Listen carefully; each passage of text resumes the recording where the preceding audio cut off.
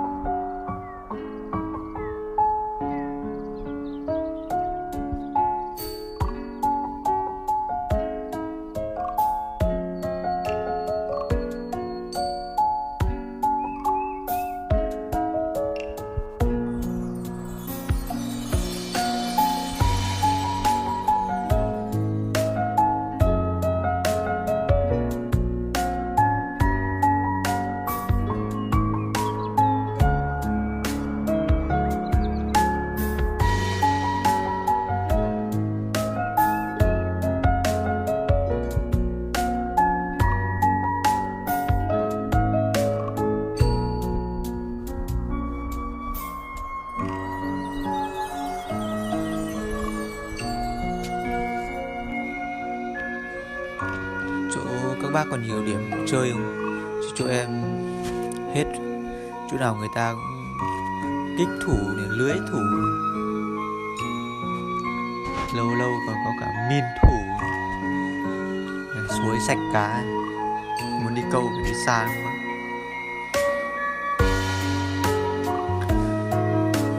Không có chỗ câu, nước đục cũng vẫn phải đi câu. May cá nó vẫn ăn trâu.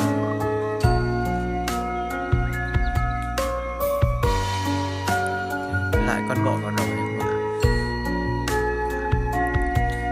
Nước đục cái bọ đỏ mà chơi mà.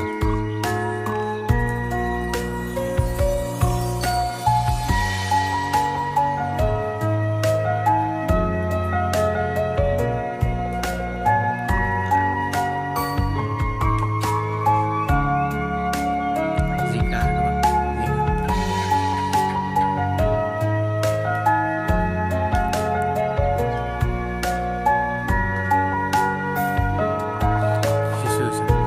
Các bạn nhìn đồ cần cá kéo phê không?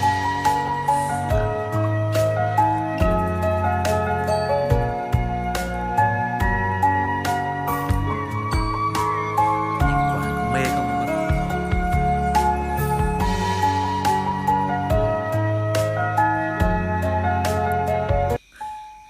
Này con bọ mà vàng nhá.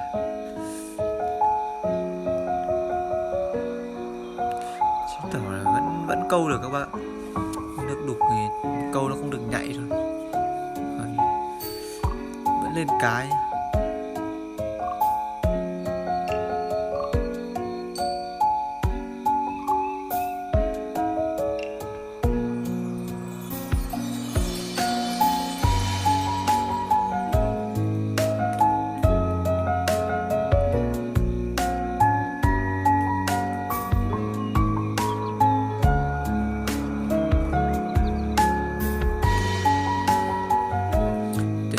Có bác nào cần mua đồ câu gì thì inbox cho em nhé.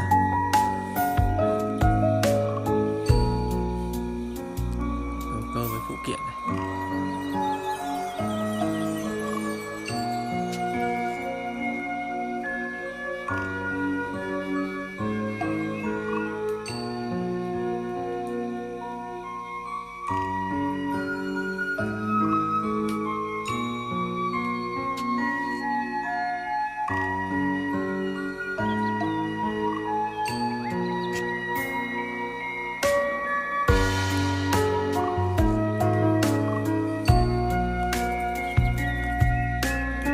Đây em đi câu cùng thằng bạn nữa, nhưng mà thằng bạn em ra đến suối rồi mới bảo quên cần các bạn. Thế nên là mỗi em câu, bạn đứng trên bờ nhìn.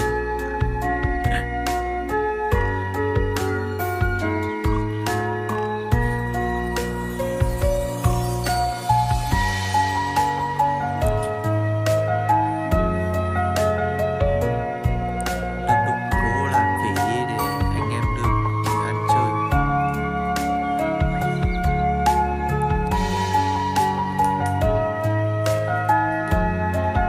Biết có đủ xiên nữa.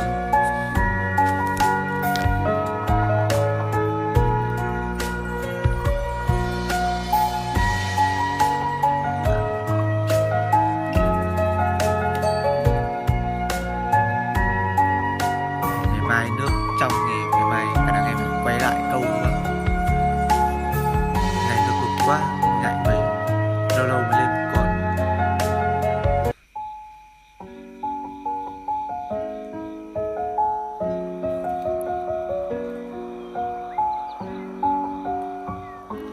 Căn bản là nay cũng trời cũng khá lạnh, em lười di chuyển, lười lội nước.